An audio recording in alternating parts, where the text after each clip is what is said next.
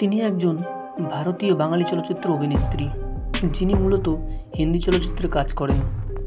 তিনি ভারতের অন্যতম সফল সর্বোচ্চ পারিশ্রমিকপ্রাপ্ত অভিনেত্রী। কর্মজীবনে তিনি 12টি ফিল্মফেয়ার পুরস্কার মনোনয়নের মধ্যে দিয়ে 6টি পুরস্কার জিতেছেন। তার মাসি নূতনের সাথে যৌথভাবে তিনি সর্বোচ্চ 5 বার শ্রেষ্ঠ অভিনেত্রী বিভাগে ফিল্মফেয়ার পুরস্কার বিজয়ের রেকর্ড ধরে রেখেছেন। 2011 সালে তিনি ভারত সরকার কর্তৃক দেশের চতুর্থ সর্বোচ্চ সম্মানীয় পুরস্কার পদ্মশ্রীতে ভূষিত হয়েছেন। হ্যাঁ বন্ধুরা, আজকে আমি বলবো বলিউডের অন্যতম সুপারস্টার নায়িকা কাজল দেবগনের জীবন কাহিনী। তার আগে আপনাদের কাছে একটি ছোট্ট রিকোয়েস্ট, ভিডিওটিকে লাইক করে দিন আর ভিডিওটি না টেনে সম্পূর্ণ দেখুন, না হলে অনেক অজানা তথ্য আপনারা মিস করবেন। কাজল 1974 সালের 5ই আগস্ট ভারতের বোম্বের বাঙালি মারাঠি মুখার্জি সমর্থ পরিবারে জন্মগ্রহণ করেন। তার মা তনুজা সমর্থ অভিনেত্রী এবং বাবা সমু মুখার্জি ছিলেন পরিচালক ও প্রযোজক। তার বাবা সমু 2008 সালে হৃদরোগে আক্রান্ত হয়ে মারা যান। কাজলের ছোট বোন তানিশা মুখার্জি একজন বলিউড অভিনেত্রী। তার মাসি ছিলেন অভিনেত্রী নূতন এবং তার নানি শোভনা সমর্থ ও প্রপিতামহ ছিলেন রতন বাই। তারা সকলেই ভারতীয় চলচ্চিত্রের সাথে জড়িত ছিলেন। তার দুই চাচা জয় মুখার্জি ও দেব মুখার্জি চলচ্চিত্র প্রযোজক। তার দাদা শশধর মুখার্জি এবং নানা কুমার সেন সমর্থ চলচ্চিত্র নির্মাতা ছিলেন। কাজলের চাচাতো বোন রানী মুখার্জি ও শ্রাবণী মুখার্জি বলিউডের অভিনেত্রী এবং চাচাতো ভাই মৌনীশ বেহল অভিনেতা এবং অয়ন মুখার্জি চলচ্চিত্র পরিচালক। কাজল বলেন যে তিনি শৈশবে অত্যন্ত দুষ্ট এবং খুব অল্প বয়স থেকে ভীষণ একগুঁয়ে ও আবেগপ্রবণ ছিলেন। তার যখন খুবই অল্প বয়স তখন তার বাবা মা আলাদা হয়ে যান, কিন্তু তনুজার মতে এতে কাজলের ওপর কোনো প্রভাব পড়েনি, কারণ তারা কখনো কাজলের সামনে তর্ক বিতর্ক করতেন না। তার মায়ের অনুপস্থিতিতে কাজল তার নানান রকম দেখাশোনা করতেন এবং কাজল তার সম্পর্কে বলেন, তিনি কখনো আমাকে বুঝতে দেননি যে আমার মা বাইরে কাজ করেন।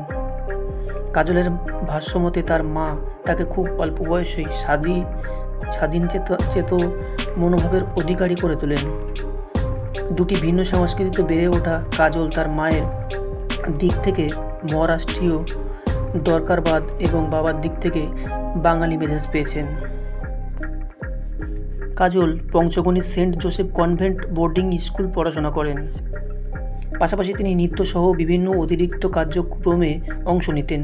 বিদ্যালয়ে থাকাকালীন তার কথা সাহিত্য পাঠের আগ্রহ জন্মে। এই অভ্যাস তাকে তার জীবনের দুঃসময়ে সঙ্গ দেয়। 16 বছর বয়সে তিনি রাহুল রাওয়ালের বেখুদি চলচ্চিত্রে অভিনয় করেন। তার বিদ্যালয়ের গ্রীষ্মকালীন ছুটির সময়ে ধারণকৃত চলচ্চিত্রটি কাজ শেষে তার বিদ্যালয়ের ফিরে আসার পরিকল্পনা ছিল। কাজলের চলচ্চিত্রে অভিষেক হয় 1992 সালে তার মায়ের সাথে প্রণয়ধর্মী বেখুদি চলচ্চিত্রে। তার প্রথম বাণিজ্যিক সফল চলচ্চিত্র রহস্যধর্মী বাজিগার 1993 সাল এবং যুগান্তকারী প্রণয়ধর্মী চলচ্চিত্র ইয়ে দিল লাগি 1994 সাল। 90-এর দশকে তিনি কয়েকটি শীর্ষ উপার্জনকারী চলচ্চিত্রে অভিনয়ের মাধ্যমে আরও সাফল্য অর্জন করেছিলেন, যার মধ্যে অ্যাকশন থ্রিলার কারণ অর্জুন 1995 সাল, হাস্যরস ইশক 1997 সাল এবং প্রণয়ধর্মী নাট্য চলচ্চিত্র প্যার কিয়া তো ডরনা কিয়া 1999 সাল এবং হাম আপকে দিল মে রহতে হ্যায় 1999 সাল অন্তর্ভুক্ত। 1997 সালে গুপ্ত দ্য হিডেন ট্রুথ রহস্য চলচ্চিত্রের জন্য তিনি শ্রেষ্ঠ খলনায়ক অভিনয়শিল্পী বিভাগে ফিল্মফেয়ার পুরস্কার অর্জন করেন এবং 1998 সালে মনস্তাত্ত্বিক রহস্য চলচ্চিত্র দুশমন তাকে সমালোচক স্বীকৃতি এনে দেয়।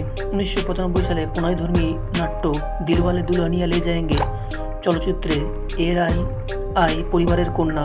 1998 সালে প্রণয়মূলক নাট্যধর্মী কুছ কুছ হোতা হ্যায় চলচ্চিত্রে প্রথমে বালক সুলভ ও পরে আদর্শ ভারতীয় নারী চরিত্রে। 2001 সালে পারিবারিক নাট্যধর্মী কাভি খুশি কাভি গম চলচ্চিত্রে নিম্ন মধ্যবিত্ত পাঞ্জাবি নারী। 2006 সালে ফেনা চলচ্চিত্র অন্ধ কাশ্মীরি নারী এবং 2010 সালে মাই নেম ইজ খান চলচ্চিত্রে বিচ্ছেদ হওয়া এক মা চরিত্রে অভিনয়ের জন্য রেকর্ড সংখ্যক 5 বার শ্রেষ্ঠ অভিনেত্রী বিভাগে ফিল্মফেয়ার পুরস্কার অর্জন করেন তিনি। তার অভিনীত সর্বাধিক উপার্জনকারী চলচ্চিত্র হল অ্যাকশন প্রণয়ধর্মী দিলওয়ালে 2015 ও ঐতিহাসিক জীবনমূলক তানহাজি 2020। 1992 সাল থেকে 2024 সাল পর্যন্ত তার অসংখ্য ছবি আমরা উপহার পেয়েছি। এবং তিনি মোট 6 বার ফিল্মফেয়ার পুরস্কার অর্জন করেছেন। 1994 সালে গুন্ডারাজ চলচ্চিত্রে চিত্রগ্রহণকালে কাজল ও তার সহশিল্পী অজয় দেবগনের প্রেমের সম্পর্কে সূত্রপাত ঘটে। গণমাধ্যমের সদস্যরা তাদের বিপরীত ব্যক্তিত্বের জন্য তাদেরকে দুর্ভাগ্য যুগল বলে অভিহিত করে। দেবগন তাদের সম্পর্ক প্রসঙ্গে বলেন, আমরা কখনো আমি তোমাকে ভালোবাসি এই নিত্যনৈমিত্তিক কাজের আশ্রয় নেইনি, কখনো প্রেমের প্রস্তাবই দেওয়া হয়নি। আমরা একে অপরের জন্য গড়েছি, বিবাহ নিয়েও আলোচনা হয়নি, কিন্তু তা সবসময় সমুপস্থিত ছিল। তারা 1999 সালে 24শে ফেব্রুয়ারি দেবগনের বাড়িতে ঐতিহ্যবাহী মহারাষ্ট্রীয় পদ্ধতিতে এক আয়োজনের মধ্য দিয়ে বিবাহ বন্ধনে আবদ্ধ হন। তাদের বিবাহ গণমাধ্যমের ব্যাপক আলোচনার বিষয় হয়েছিল। গণমাধ্যমে অনেক সদস্যই কাজলের কর্মজীবনের শীর্ষে অবস্থানকালীন তার বিবাহের এই সিদ্ধান্তে আলোচনা করেন। কাজল আশাবাদ ব্যক্ত করেছিলেন যে তিনি চলচ্চিত্র ছাড়বেন না, কিন্তু কাজের পরিমাণ কমিয়ে দেবেন। 2001 সালে কাজল অন্তঃসত্ত্বা হন, কিন্তু গর্ভকালীন জটিলতার কারণে তার গর্ভপাত ঘটে। 2003 সালের 20 এপ্রিল কাজল এক কন্যার জন্ম দেন। তার নাম রাখা হয় নাইসা। 7 বছর পর 2010 সালে 23 সেপ্টেম্বর তার দ্বিতীয় সন্তান যুগের জন্ম হয়। তিনি মাতৃত্বকে চমৎকার বলে বর্ণনা করেন এবং বলেন যে তার সন্তানেরা তার সেরাটা নিয়ে এসেছে। তো বন্ধুরা, এই ছিল সুপারস্টার নায়িকা কাজলের সংক্ষিপ্ত জীবন কাহিনী। ভিডিওটি ভালো লাগলে চ্যানেলটিকে সাবস্ক্রাইব করে পাশে থাকবেন। এমনই সুন্দর সুন্দর মহান ব্যক্তিদের সম্পর্কে জানতে হলে চোখ রাখুন WB মাওয়ালি চ্যানেলে। ততক্ষণে সবাই ভালো থাকুন, সুস্থ থাকুন। ধন্যবাদ।